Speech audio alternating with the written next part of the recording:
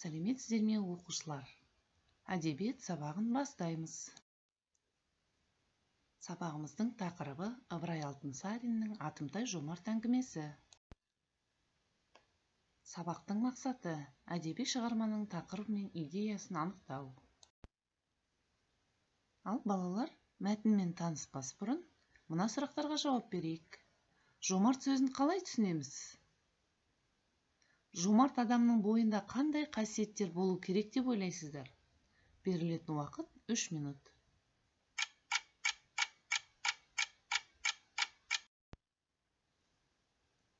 Балалар, Атымтай жомарт әңгімесінің мазмұнымен танысайық, онан кейін шығарманың тақырыбы мен идеясын анықтаймыз. Атымтай жомарт. Атымтай жомарт өзі есепсіз бай бола тұрып, күн сайын бір мезгіл үстіне ескі құсқы киімін киіп, отын кесіп, шөп тасып жұмыс қылады екен. Бір күні өзінің жақын таныстары сұрады дейді. Жомарт, Құдай берген дәулетіңіз бар, ақша, тамақ, жалаңашқа киім, үйсіздерге үй болдыңыз. Сөйтіп тұрып, өз басыңызды кемшілікке салып, жете алмаған жарлыша отын кесіп, шөп тасығаныңыздың мағынасы не? Деп. Жомарт айтты дейді. 4 түрлі себеп бар. Әуелгісі әдемі ат, асыл киім, асқан дәулет. Өне бойы әдет етсең, көңілге жел кіргізеді. Сол желіккен көңілмен өзімнен терезесі төмен бейшаралардан жиреніп, көз салмай, кем-кетікке жәрдем беруді ұмытармын деп қорқамын.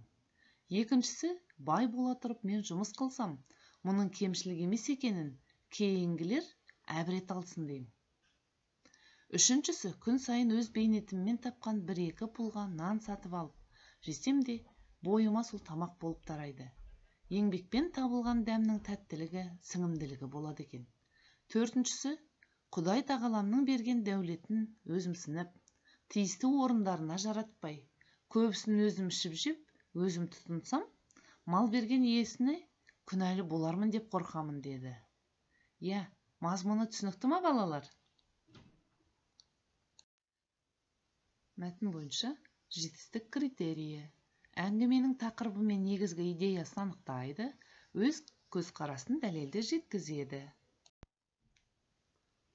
Ал жақсы балалар, мәтін мазмұны түсінікті болса, мына сұрақтарға жауап берейік. Мәтін не туралы? Идеясы қандай? Атымтай жомарттың іс-әрекетіне көз қарасың. Сен жомарттың орнында болсаң, не істер едің?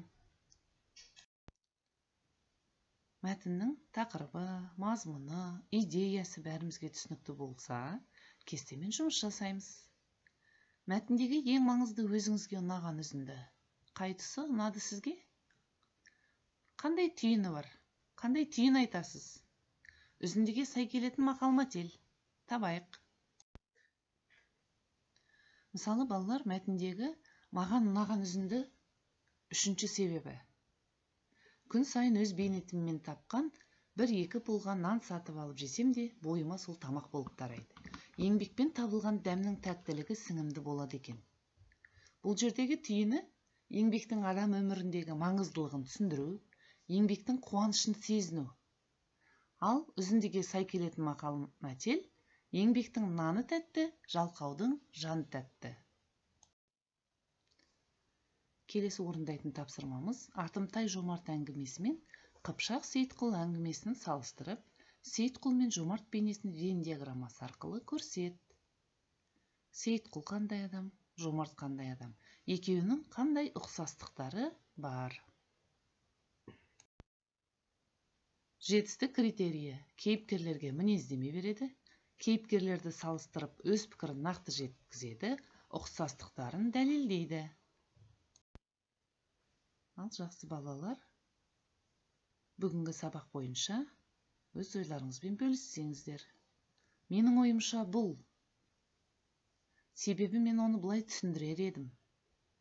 Оны мен мына мысалдармен дәлелдей аламын. Осыған байланысты мен мынандай қорытынды шешімге келдім. Толықтырайық. Үйге тапсырма. Бірінші тапсырма. Берілген сөздің мағынасын түсіндіре отырып, осы сөз кездесетін мақал-мәтелдерді дәптерімізге жазайық.